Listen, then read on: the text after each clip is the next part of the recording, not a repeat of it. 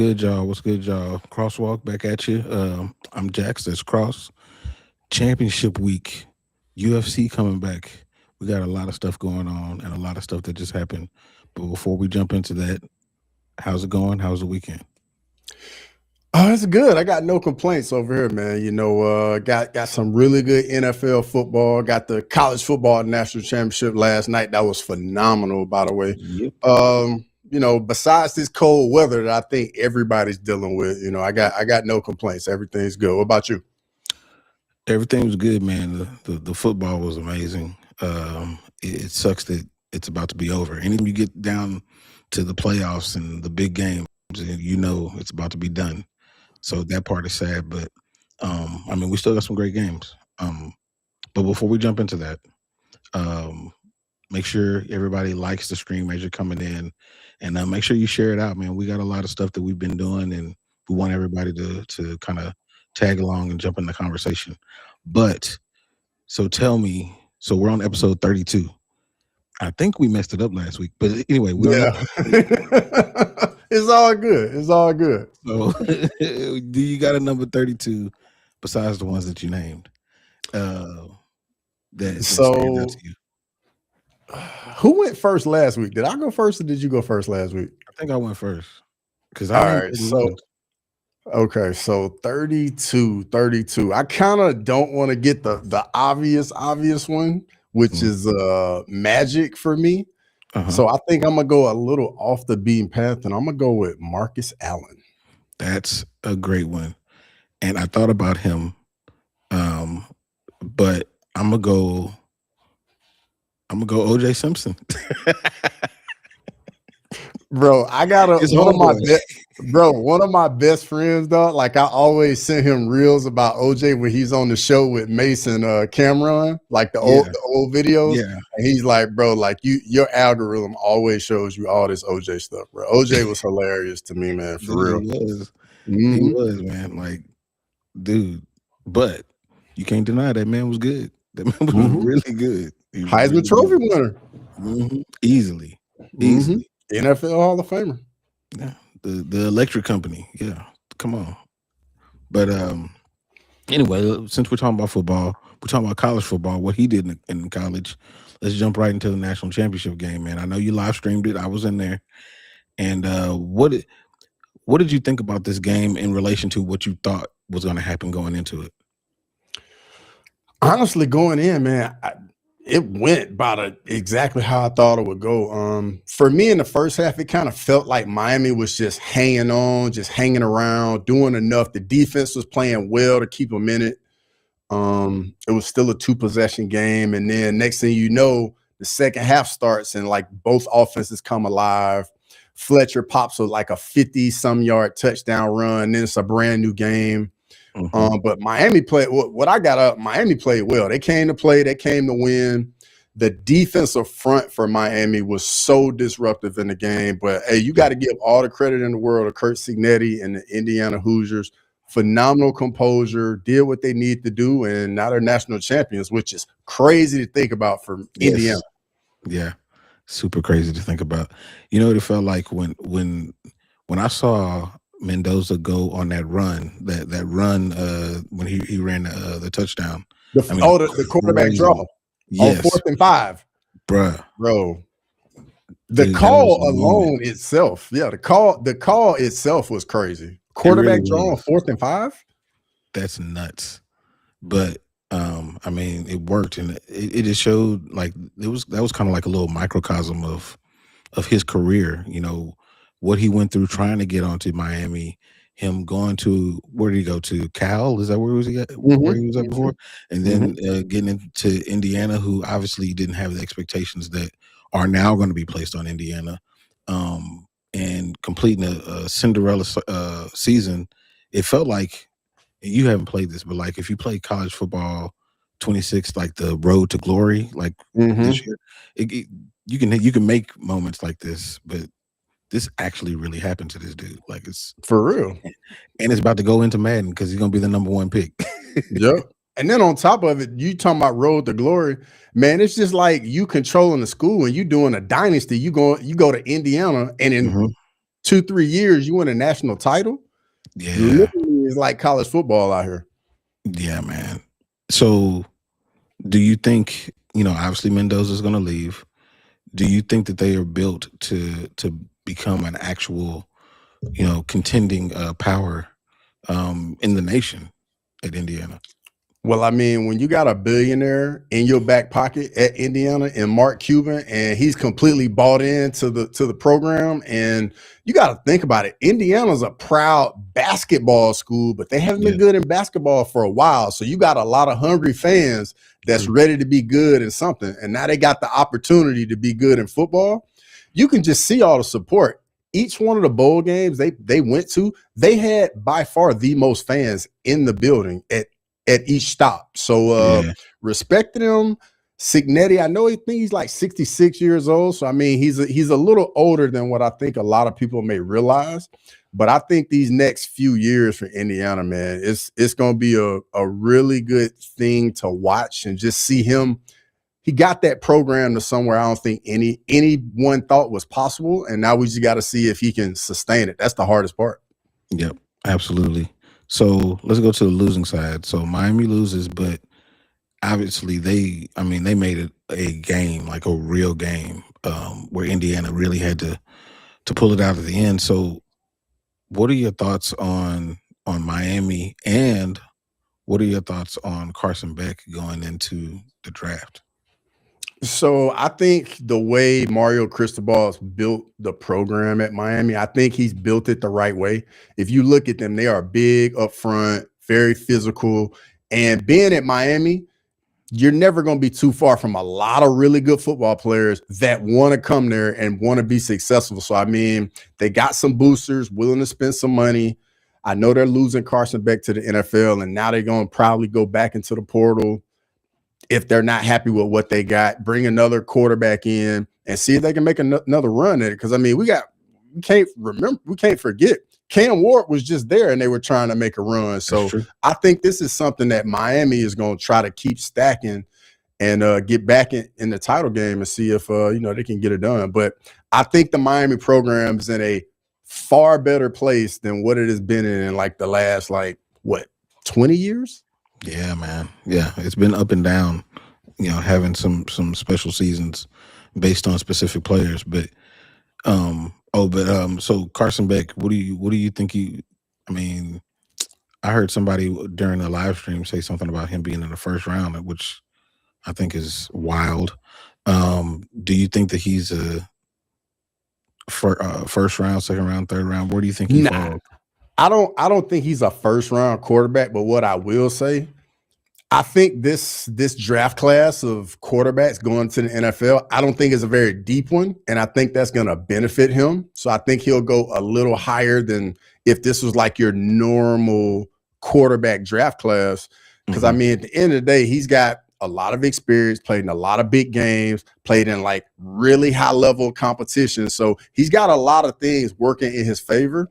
Yeah. And, like just because somebody may throw a lot of picks in college, they may be a totally different guy in the NFL. We see it all the time. Guys that you think wouldn't be good at the next level end up being good, and guys you think are can't miss go to the NFL and never do anything. So it's just going to be about where he goes and the fit and the system he ends up in. Okay, so let's jump into this chat real quick. Grammy said, "Don't worry, I'm here." We were talking Of about you course. before we even popped on. We were already talking Hmm. about it. Lee Powers, appreciate you jumping in here, man. He said, "I only believe in black quarterback." Hey, you know what though? Half the NFL has a black starting quarterback, Yeah, which bro. is crazy, right? Yeah, like I mean, me and you, we both old enough. We remember when it was not like that at all. So to see it like Mm-mm. that is very, very, very different. But It I really think is. what it's really saying is like you can win at that position a lot of different ways, a lot of different styles. And it's just the evolution of the sport. We're seeing more mobile guys that can move around a bit more. And the pocket passers, they still get it done too. Matthew Hmm. Stafford. Yep. Yep. Shoot, back then it was Randall Cunningham, Warren Moon, freaking. You might get Charlie Batch. Mhm. something like that. And Had Culpepper for a little while. Rodney Pete, that's what you're gonna Mhm. get. And then Cordell Stewart, they're gonna try to flex him out to play all these other positions. Like it used to be slim pickings, and now it's just totally different, Mhm. completely different. Um, Grammy said that he sent you a Discord message. Did you see Mendoza's brothers transferring to Georgia Tech? I did see that. I did see that. Yeah. What up, Jen Jags? Lazy, you're a legend always. Always Yeah. in here, Lazy. Shout out to Lazy. And then Carson, Grammy said, if Carson Beck gets drafted in the first round, I'm darker skinned than y'all. Ain't no way.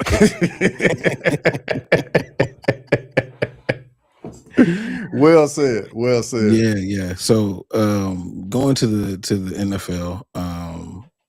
So first of all, man, this playoffs just as a whole, we didn't even got into the championship games. Like, dude, like this is an amazing. There's only been like what 2 blowouts in the whole Mhm. playoffs. Everything else Mhm. has been within 3 or 4 points. Mhm.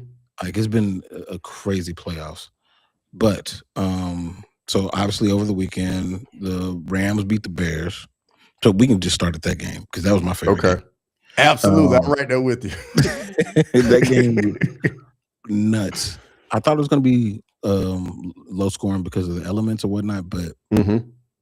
I'll just let you cook on this one. What did you see in that particular game that they kind of popped out to you? So first off, love the game, phenomenal game. Caleb Williams is he's showing that like all the potential and all the things he can do.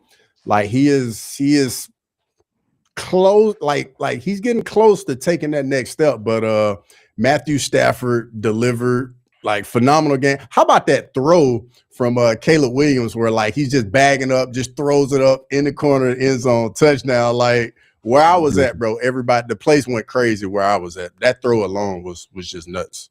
It was, man. I mean, and I said it last episode. I was like, now I believe. Now I Mm-hmm. believe. Obviously, there's some things like that pass to DJ Moore. I feel like that interception was more on DJ Moore than it was Caleb, because he didn't cross the face of the safety.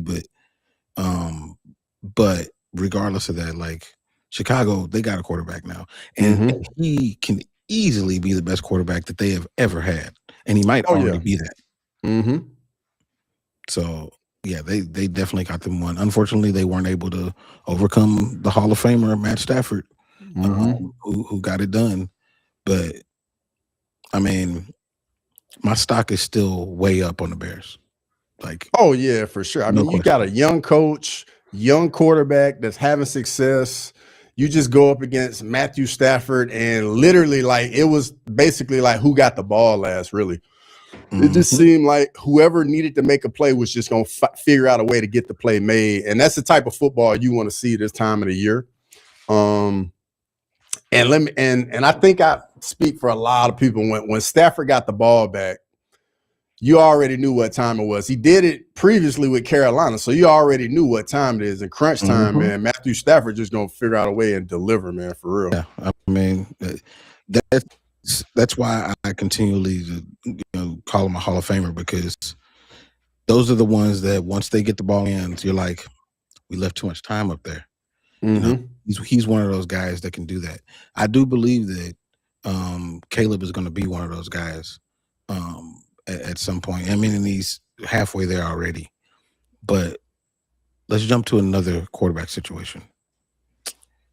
The Houston Texans lost, and they lost to the Patriots.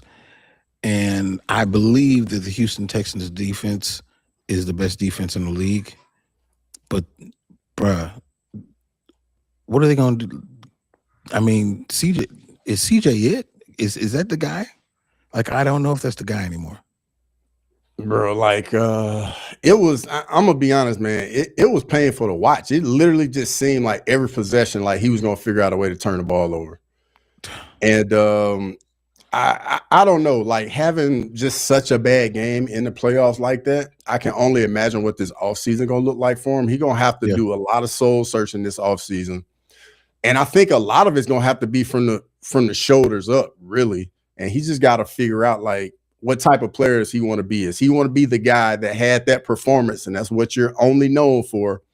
Or are you going to be the guy that can learn, bounce back from this, and it's going to make you a better player down the line? Because, like you said, the Texans got a Super Bowl worthy defense, Mhm. 100%. And I mean, even with all the turnovers, they were still in the game, which is crazy. But Yeah. I don't know, man. CJ Stroud got I don't know. I feel like he might need to get a mentor from like one of the older QBs that's been in the league, face some Mhm. adversity. And that's really what I think he should do for real. What about you? Yeah, I think that he's just being irresponsible with the ball repeatedly, and it felt like he was seeing ghost, and he was chasing his rookie year's success. That's Mm-hmm. what it felt like. He was really trying to. He was pressing, and that leads to 5 fumbles and 5 interceptions in 2 games. Like that's what happens when you're pressing. And his defense continued to bail him out. They are the sole reason that they even made it that far in the playoffs. And luckily for Houston, I think he has a 5th-year option, so they don't have to give him a big contract. But I mean, there's going to be some like they got to really figure it out, or they're going to Mm-hmm. take a ton of steps back. Um, yeah, Lane Sterling is a big fan of CJ, and that's just another point of finding somebody. Sterling is a loser, and no, I'm just playing. No, but the Texans are clearly losers when it comes to their offense. And yeah, Davis Mills could have won that game. I do believe Davis Mills probably could have won that game, and I'm surprised that they didn't put him in. To be honest, Bro, hey, the way it works in professional sports, when they got money invested in you, like they are riding with you. If like Mhm. GMs and owners, they got money tied up in you, like you are going to play. They're gonna run you out there because their job is resting on you. They ain't gonna put a backup in. And if it goes wrong with the backup, now they're gonna lose their job. You know what I mean? So I hear that, but at the same time, man, when that money, things work a little differently when that money's involved. That makes sense. That does make sense. But they did re-sign Davis Mills to a contract that's longer than CJ's. So if that Could means be, anything, I mean, it, yeah, they could have been like, hold up, we need to make sure we got all our bases covered over here. mm-hmm, mm-hmm. So speaking of other quarterback trouble, the Buffalo Bills lost to the Broncos 33-30, and Josh Allen didn't have his best day. And I don't know if did you see was it Deion Dawkins? They were asking him questions in the locker room, and they were telling him about Josh Allen's out. He was in the press room, and he was saying that he let the team down. And when they told Deion Dawkins, he started crying. Um, so I mean, obviously it's a close knit group, but do you think that Josh Allen let the team down? I think Josh Allen would tell you he let the team down. I think that's very obvious, man. You are the guy. Like you're supposed to be one of a handful of quarterbacks in the league that like perennially are like in MVP talks. Yeah, You got to deliver. Like that literally is what separates a lot of quarterbacks, the guys that can get it done in the postseason as opposed to guys that can, do some and get individual stats in the regular season. yeah. And, like coming into this playoffs, what we were saying on here was that, oh, there's no Patrick Mahomes, Josh Allen. This might be the year he gets this opportunity. And I mean, he just turns the ball over time and time again, man. It was tough. It really was. It really was. And while I do think that the weight of that loss was on him, and I think both things can be true, I think that they wouldn't be there without him. Oh, He 100%. is the reason that they are there. 100%. 100%. So it sucks for them, and I thought that Buffalo was going to make it at the very least to the AFC title game, which that's what I predicted, but I didn't foresee a weird catch situation with that. I don't know. When I first saw that, and I saw the offensive player kind of come down with the ball, I was like, they're gonna give it to Brandon Cooks. Yep. They're Yep. gonna give it to him. But when they showed the replay of it, and I saw that he kind of lost it in the air, I was like, "That's free ball now." Yep. So that part sucked too. But all in all, man, I think that Allen did in the Bills squandered the opportunity to make it further without the typical roadblocks. No Burrow, no Lamar, no Mahomes, none of that stuff. So all you had to do was beat Bo Nix, Yep. and wasn't able to do it. But the other game, Seahawks 49ers, went pretty much like I thought it was going to go. Boat race. Yeah. Uh, what did you think about that game? I thought the game was over from the opening kickoff. Rashid Like, Shaheed. Yes. bro, it was just a butt kicking, bro, for real. Like Seattle came out, take the kickoff back, and it's all she wrote. I mean, the place is just a raucous environment. Like some of the loudest fans in the NFL, man. They get that momentum, the 12 man gets going. And Yeah. I think with all the injuries with the Niners, the usual story with the Niners. And I don't know if you had a chance to see those videos I've sent you about the whole conspiracy theory about all the injuries. I did. So I think they need to start looking into that because you just could tell, man, like that they were just so beat up, man, for real. And it's a collision sport, so I get it. Yeah, that's true. I mean, I don't know. There might be something to it. I don't know.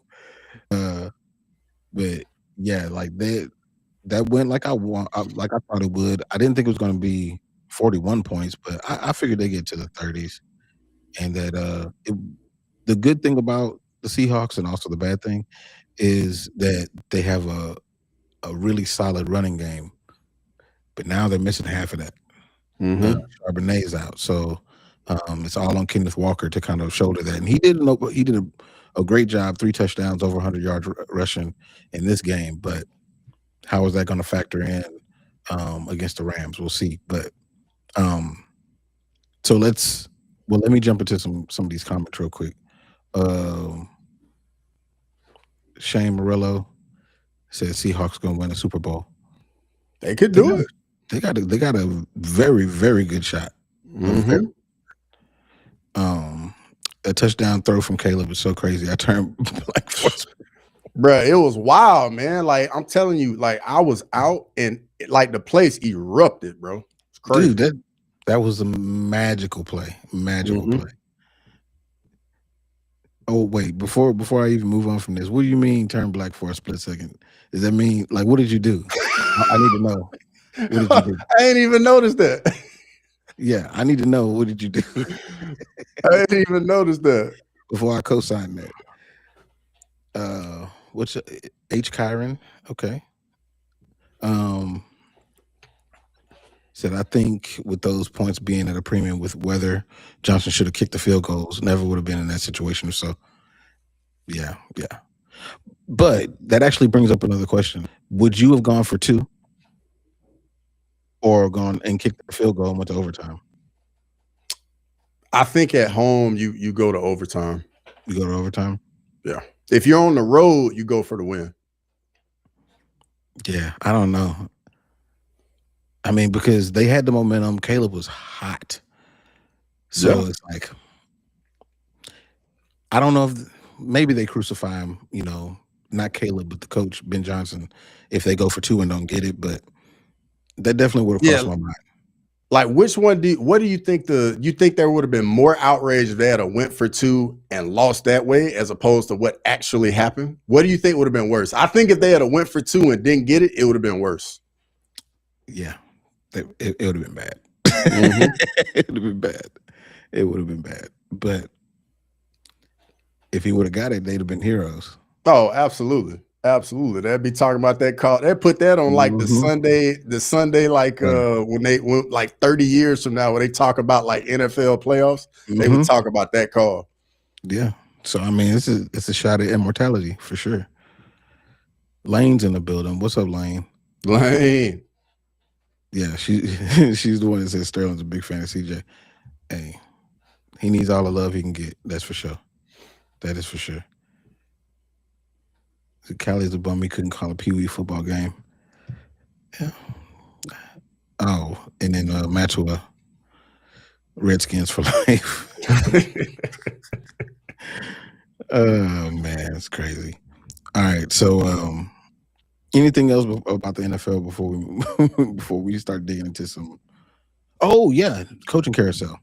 Oh yeah. We got to hit the matchups going into Yeah, the conference championship games too. We got to hit let's those go into too. the matchups. Let's talk about the matchups. Okay, cool. Rams Seahawks. So the Rams Seahawks. I mean, it feels like we was just talking about this game a few weeks ago when it was towards the end of the year where they were trying to rack up the home field advantage and all that. So divisional game, rivalry game. You know, Matthew Stafford got to go on the road again. Is he going to be able to pull it off? Seattle got all the confidence in the world, coming off a blowout win against the Niners. And, you know, this is the matchup. I think this is a matchup like I called like a few weeks ago that it was going to be Seahawks Rams. So yeah, like I thought that the Bears were going to be on the other side of the bracket from the Rams. So I thought it was going to be Bears Rams in the championship. Gotcha. But yeah, I think it's going to be a phenomenal matchup. And hopefully we get another very close game that comes down to like the last possession, man. That's really what we want to see when it's all said and done, for real. But I think the Seahawks defense going to be able to make it very tough on Matthew Stafford. Mm-hmm. And I don't know. I'm still between both teams. I think Seattle's favored by like 2.5 though. Yeah. The Rams don't look as potent as they did maybe 6 weeks ago. Mm-hmm. And I don't know if that's because of, you know, the in and out of, you know, Devontae Adams got hurt. Puka was hurt before that a little bit. So they've had, you know, a lot of shuffling in the lineup. So I don't know if that's the reason, but they're playing in Seattle. I don't know if I trust Sam Darnold at this level just yet. I don't know. Like I'm still leaning the Rams. I really am. Yeah, you got to see it. You got to see it before you can believe it. Yeah. I mean, because they didn't. It's not like they won the last game because of him. And he didn't mess it up by any means, but they didn't win because of him. Mm-hmm. And like I want to see can a team win because of Sam Darnold in the playoffs? Well, we're gonna find out. Yeah, we're gonna find out. Mm-hmm. Yeah. So the other one, Broncos Patriots, and of course the Broncos are not going with Bo Nix because he has a broken ankle. So what do you think about that one? Man, first off, I think it's a tough spot that Jarrett Stidham's going to be in. That's the backup that's going to be taking Bo Nix's place. The defense for Denver's going to have to play out of their mind. The crowd's going to have to be behind them. Like they're going to need some turnovers. And I don't know. It's just a tough spot. Like I don't think you can expect a whole lot from Jarrett Stidham. Like they're going to have to get production like all over the place. And you know, New England's coming in. They've looked really good. And I feel like this is kind of like the game that was when Tom Brady was in New England. Like occasionally they would have to go out to Denver in the playoffs and like Denver would spoil the party a few times. So, yeah. I feel like this is very familiar seeing New England going to Denver. And I think it's going to be a phenomenal game, just like when Tom Brady went out there. Yeah. I think this is the Patriots game to win. That's just a big loss at the wrong time for it to lose their quarterback. And he's not just a quarterback. He's very rah-rah. So like all that emotion that he brings into the team when he's out there, you know, with him using his legs and getting out of trouble and just a lot of emotion, kind of similar to what Jackson Dart is for the Giants, like that energy that he brings. So I think they're going to be missing that, and they're going to come out a little flat, and I think the Patriots are going to win it. But I mean, the Broncos have had a magical season up to this point, so you never know, but I'm definitely thinking that the Patriots are going to sneak out of there and head to the Super Bowl. Yeah, I think a lot of people are, especially with the Bo Nix injury, man. Like losing your quarterback right before the AFC title game. I mean, it's like I said, it's your back's up against the wall, very tough spot. So I think a lot of people are going with New England. I'm right there with you. Yeah, yeah. Let's see. Let me look at these comments. Now, this is an interesting comment. He said, "I pissed in my shampoo bottle." That's no longer your shampoo bottle. Mm-mm. That's something else now. Uh, he called Grammy called Maxwell a racist because of the Redskins thing. Yeah, yeah. I don't know. I still slip up and call the Redskins too. Hey, bro, I do the same thing. I'm gonna be honest. I definitely do it. The Bills got robbed. I don't think so. Nah, not with I all the don't think so. turnovers. Mm-mm. Yeah, it's just What too was many it? Five turnovers. turnovers? Yeah. Yeah, it was ridiculous. It really was. Libtarded. Maybe. Maybe. Seahawks is going to be like the Ravens with Ray Lewis and Ed Reed, and they won with Trent Dilfer. I don't think the Seahawks defense is like that. Yeah. That was like a transcendent defense right there. That Ravens defense. Yeah, that Ravens defense is like, you bring that up when you're talking about like the Doomsday defense, the Steel Curtain, 85 Bears. definitely the 85 Bears. Mm-hmm. I don't think it's on that level. Another was that the same person said that? I think that might have been the same guy. Okay. What's up, Westy? Westy, what's going on? Good to see you. Yeah. The Bills coach did get fired, which kind of leads us into this next part before we jump into the UFC. So Sean McDermott got fired. Do you think that was the right thing to do? I do not. Like, I don't think the coach should get fired when your best player, your franchise player, goes out there and has all these turnovers. Like that's not on him. And I mean, it's not like you're not having success and getting to the playoffs. Like you had it right there, but your best player let you down. It happens. That ain't on the coach. And I think he's gonna get a job really quickly. It would not surprise me. He got a job really quickly. He should. And to let go of your coach, and obviously you're this late in the coaching cycle, like that would lead me to believe that they had their eye on somebody else to fill in. Because to jump in this late and you got some dominoes that are already off the board, like John Harbaugh already has a job. If you like Kevin Stefanski, he's gone too.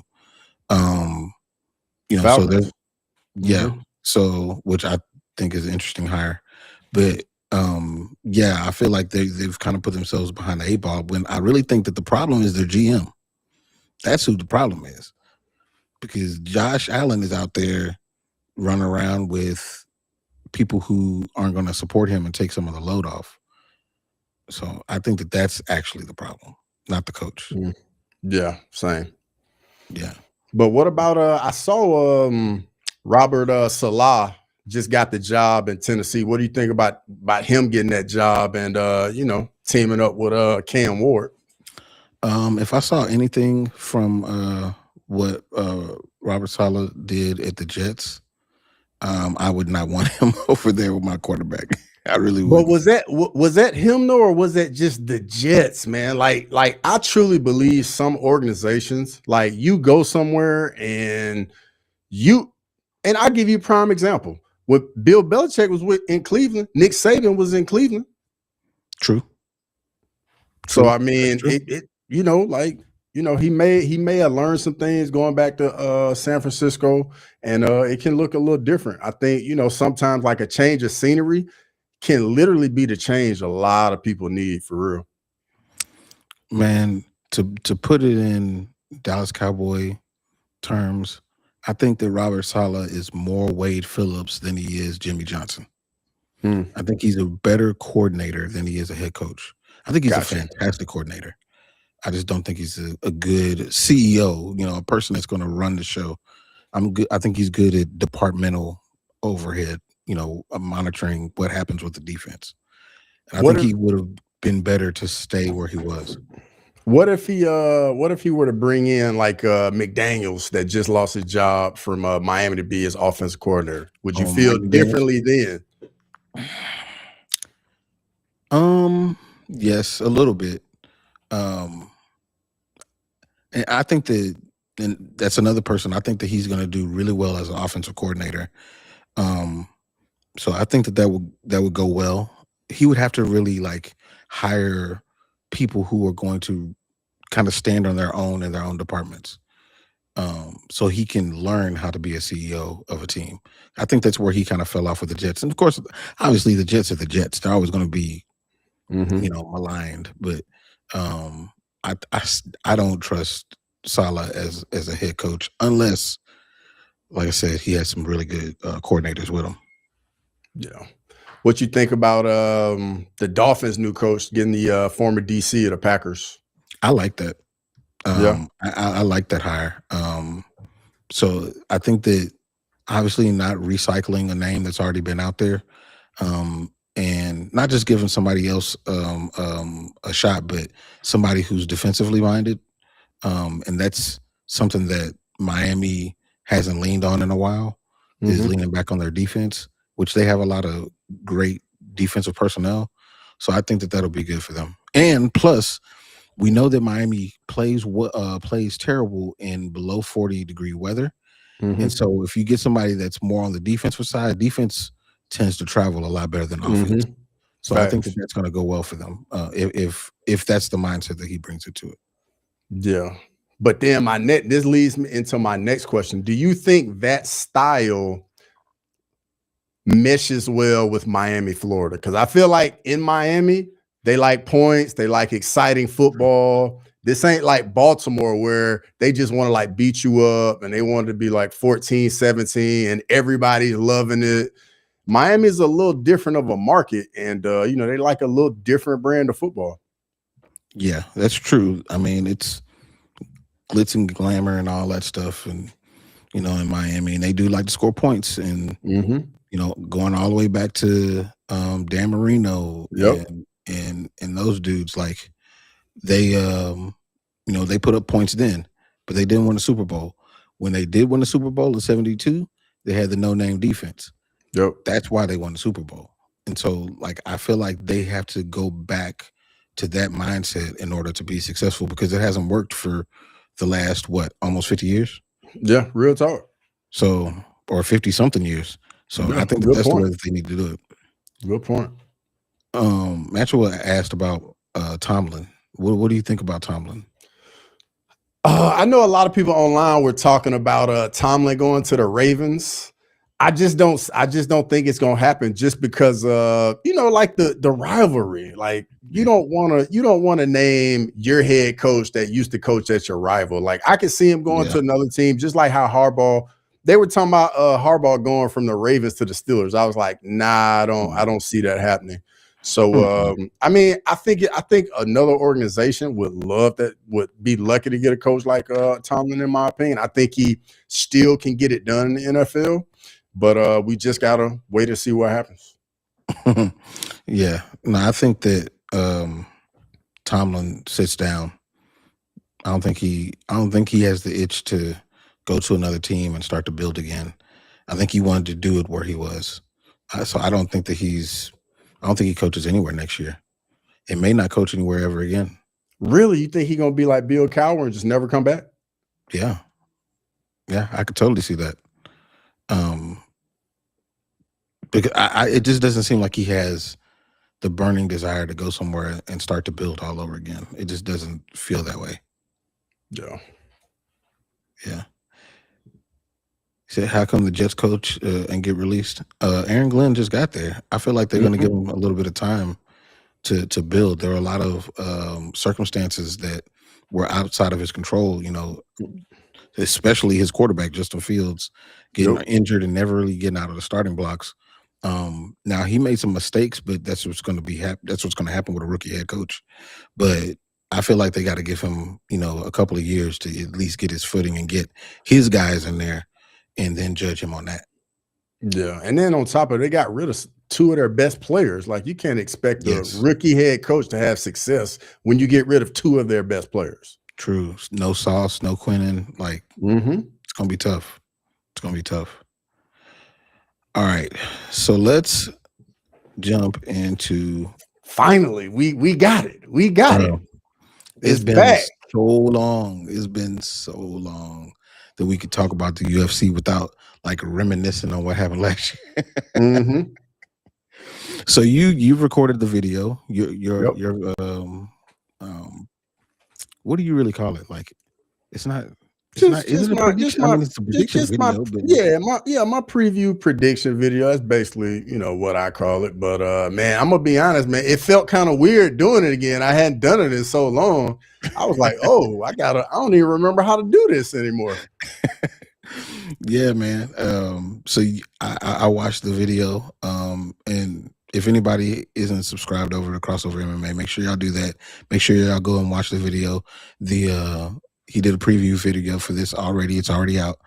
And yeah, man, it was getting me hype. I was like, man, like I'm looking at the fights that are on the card. I mean, fights I forgot about that are on the card. I'm just super excited about it. But what is a fight that's on the card that may not be, out there for, some of the casuals to know about, but that kind of stands out to you? Man, so I'm gonna start with the prelims. So on the prelims, I think we got two sneaky fights. The first one is gonna be Alex Perez, Charles Johnson. I think nobody's talking about it, but Charles Johnson got a win over the champion at flyweight.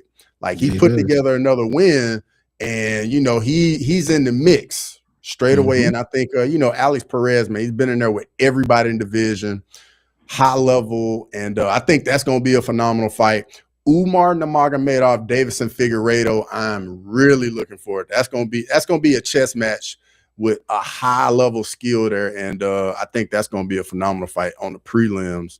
And then I'll let you touch on the main card. What you looking forward to? On the main card is most definitely Arnold Allen against Sean Silva. 100% that one. Dude, like, obviously everybody knows about John Silva, but Arnold Allen's been away for so long with various injuries. Shout out to the Rambling Dad, McDane, letting us know some of the things that are going on. But like, the fact that he's ready, and the fact that John Silva is getting another shot fighting up. He just got knocked out. And he's still fighting up, but that shows how much the organization believes in him. But like, there's no way that this fight is going to be boring. No way. Oh yeah, for sure. That's my pick for fight of the night right there. Yeah, easily. Yes. See, Grimy brought up the Modestas Bukauskas, Nikita Krylov. Yeah. I feel like that fight is like two extremes. You got Krylov that's just super reckless, just goes out there like a madman. You got Modestas Bukauskas, much more calculated, keeps you at range. So it's going to be interesting to see how those two styles clash. I think Krylov's probably going to be the one on the front foot, and Modestas is going to be on the outside, moving more laterally. But I'm looking forward to that too at 205. I always look forward to fights at 205. Yes, absolutely. One question about a fight on the prelims, that it's almost, I mean, I guess because the main card is so packed, it had to fall somewhere. But the Umar and Davison Figueiredo fight, do you believe that the winner is going to fight for a belt? So I do think Merab and Jan are going to run it back for the trilogy. But if Davison wins, I don't know if Davison wins, just because, I mean, he's 3-2 in his last 5, but at the same time, I don't know who else would be. I think for sure, though, if Umar wins, he definitely gets the title shot, 100%. Yep, I think so. And I think that Umar's going to win. Same. Yeah, I think so. I think that Umar's turned a corner since him and Merab fought mentally. And I think that that's going to start to show against Davison Figueiredo, who unfortunately is fighting these dudes, and now his size is starting to show Mm-hmm. a little bit. But yeah, I'm looking forward to that one. I definitely think that Umar gets a title shot if he wins. If Figgy wins, then it's more a referendum on Umar. It'll Yep. be maybe he wasn't that good. I feel like that's Yeah. the way it'll go. And also, I think that matchup, like, I think the O'Malley Son Yadong matchup, like, though those two fights, I think are gonna have a lot to say on who's gonna be the next guy. Because you already know, man, they want to get O'Malley back in there as fast as Yeah, they do. possible. And Son Yadong is a fresh matchup, so if he goes out there and looks exciting and or gets into a war with O'Malley and like finishes O'Malley, then now he's some flesh blood, So I think Mhm. anything can happen because it's looking like the UFC with Paramount. It's about who's gonna put on exciting fights. It ain't about a meritocracy no more. It's all about excitement. Like they done pony up that 7 billion. It's all about excitement. That's true. I believe that. And how do y'all feel about that? In the chat, but you too. Like, how do you feel about it switching from being a meritocracy more to entertainment based? I, I know it's a balancing act. Like you gotta get a little bit of both.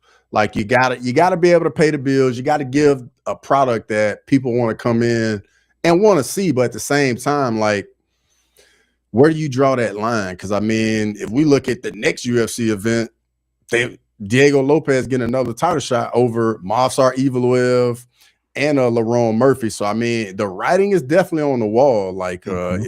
if you want to get a title shot, you better be exciting. Yeah, that's very true.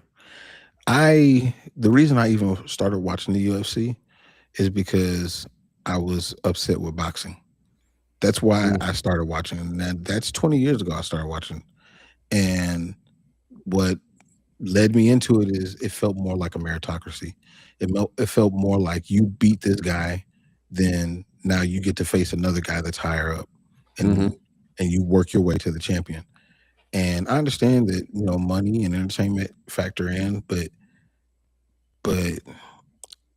it feels like right is right. Like if you're beating the people that you're supposed to beat, then you should be fighting for a belt, and that's just what it is. But Yeah. there's so many other things, so many other circumstances, and people whose pockets need to be filled that I understand that it has to be different. But there's no reason that Evloev and Lerone Murphy shouldn't be fighting for a belt. Yeah. But 100%. it is what it is, I guess. And I don't know. We'll see how this year goes with Paramount and see how things are different. And before we move on, I gotta ask you. So how you feeling about Gaethje versus Patty? Oh man, nervous, dude. It's a conundrum because like in the lightweight division, just in general, there's so many conundrums for me because of the different fighters that I like. Like how I feel about Dustin Poirier, and obviously he's not a factor anymore. But now it's Max Holloway, it's Paddy Pimblett. I feel like I've been on the Paddy hype train since the beginning, and now he's getting to that mark. But like now he's fighting another dude that I like in Justin Gaethje, so it Mm-hmm. sucks. Mm-hmm. But that being said, I feel that if Paddy goes in there just to strike, Justin is going to eat him up. I don't know if he'll knock him out, but I think that he'll eat him up. But if Paddy uses his size and grapples enough to where his hands are dangerous, then it's a totally different fight. Um, but I still can't. I'm still confused on who I'm going to pick because I might say Gaethje today, but tomorrow I might say Paddy. I don't know.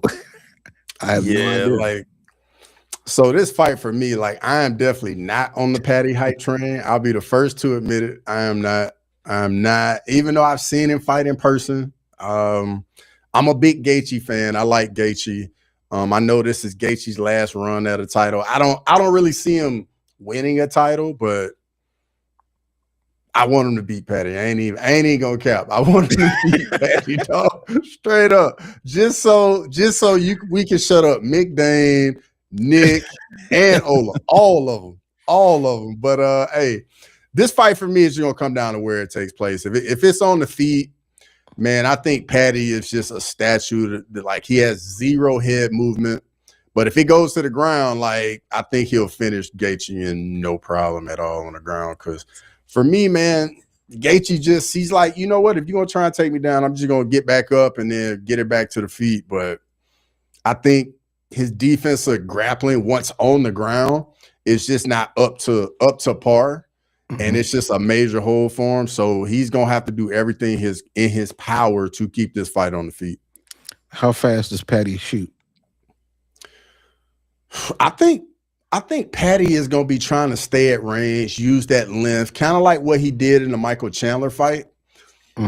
But it's not like Patty's some amazing wrestler. Like, yes, he's a grappler, but his takedown accuracy is only 29%. Like, Patty Pimblett is not this amazing wrestler. Like, yes, he can grapple once he gets to the ground, but getting it to the ground is the issue. And then sometimes he does jump on people, you know, standing. And I know that's another part of his game too, but I think he's gonna have an issue just getting the fight down to the ground with Gaethje, honestly. Yeah. So Westy brings this up. Gaethje is messing up Patty's legs. I don't think he will. Really? I don't. I don't think that he's gonna throw the kicks. Like, I don't think he will. I think that he throws them sparingly now. Like he'll throw them every once in a while, yeah, but it's almost like after he who was it? He tore Dustin Poirier's legs up. Yeah. And Chandler's too. Yeah, after he did that, I felt like he slowed down on throwing the kicks. So I don't think he's going to throw him that much. We'll see. I know Grimy said Oliveira choked out Gaethje, but bro, Oliveira's the submissions record holder in the UFC. Like, I don't know. Because I mean, if we go look at Patty's resume, like, I don't know. The Michael Chandler he beat was not the same Michael Chandler that Gaethje beat. Tony Ferguson, we already know where Tony Ferguson was at the time. He was on that super long winless streak. The Jared Gordon fight was a brutal robbery. I think we all can agree on that. That was a brutal robbery. And then the King Green, I mean, he lost his balance and then had to shoot right into a triangle choke. So, I mean, I don't think we've got enough on Patty to really, really know if he's really made the improvements. But, hey, we going to find out, though. Yeah, it's true. Wesley asked me to explain about the kicks. I don't think he can't throw kicks, and I don't think that it's not like the openings won't be there. But for whatever reason, he slowed down on throwing kicks. And he's done way more work with his hands. Not to say that he didn't throw any kicks, because when he fought Fazeev, he did throw some kicks, but he did more work with his hands. And I think that he's leaning more towards using his hands at this point in his career. It's still in his bag, but will he pull it out? True. And I know a lot of people bring up Gaethje getting taken down in the Fazeev fight, but that's Gaethje fighting a striker where he knew the grappling was not really on the table. He going into this fight knowing Patty has to grapple. He's got to get this fight to the ground. If this fight stays on the feet, I guarantee you, Gaethje, this is where I want to be. This would be ideal for me if we keep it right here. Please, this gives me my best chance to win. So I don't know. I just think Patty gonna have a tough time getting it to the ground. Leandro. Hey, Leandro, I appreciate you hyping the videos too, brother. I appreciate it.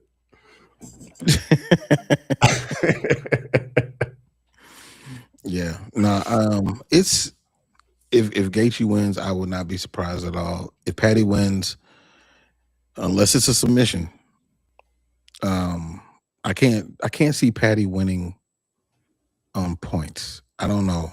It doesn't feel like that would happen.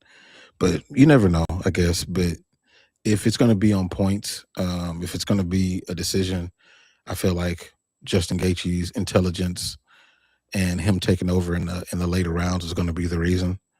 And if it's a knockout, I 100% think it's Gaethje. Yeah, I don't see this going 25 minutes. I think we're getting a finish in the main event, one way or the other. Like if Gaethje clips Patty, hurts him, rocks him, I don't think Gaethje gonna let him off the hook. And if it goes to the ground, I think Patty gonna finish Gaethje on the ground. So I don't think this one goes 25 minutes. Yeah. I got to read this before we get out of here. He said, "I'm a white guy. My best friend is black, and he calls me cousin. What does this mean?" That means you invited to the barbecue. Yeah, man. You in there. Before we get off, quick prediction: Sean O'Malley, Song Yadong. Sugar Sean O'Malley. Finish? Nah, I think by decision. By decision? Mm-hmm. Yeah, I'm taking the Sugar Show. I'm taking the Sugar Show. I think the reach is going to be a problem for Song Yadong. Like, he always has trouble when he can't get inside. Like, yes, he's super fast, but the length, I think, is just going to give him trouble. And then O'Malley is just very, very good at range, especially when there's no grappling threat. Mm-hmm. Mm-hmm. Yeah, 100% agree. But, well, before we get out of here, like I said earlier, Crossover has his predictions breakdown of the card that's out. So make sure y'all go and check that out. And then also, me and Fight Night Frankie have a video that I put out a few days ago. So y'all go check that out. It's about the top 26 fighters going into 2026. So make sure y'all check that out. But before we jump out of here, man, anything else you want me to bring up or you want to bring up before we so I'm definitely gonna be doing a main card watch along this weekend. I don't know if it's gonna be with the crew or if it's just me. Either way, I'm gonna be doing it. Yeah, so be on the lookout for that. And then Sunday, I may or may not do one of the football games too. We'll see. I know a lot of people on the stream's been wanting me to do an NFL game, so we'll see if I can do one of those on Sunday. But I'm gonna be on one of those streams. We'll see which one, whatever my kids allow.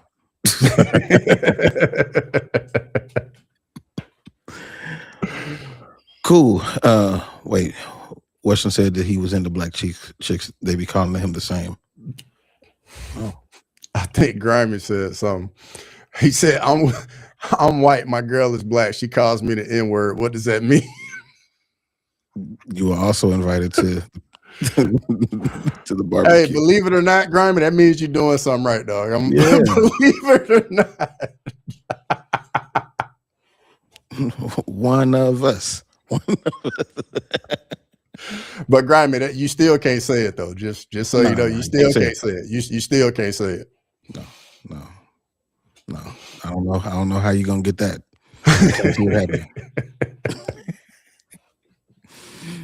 Cool. All right, y'all. Until next time, we will holler at y'all boys. Peace. Thanks for watching Crosswalk. Come back next Monday to chop it up. So please, whatever.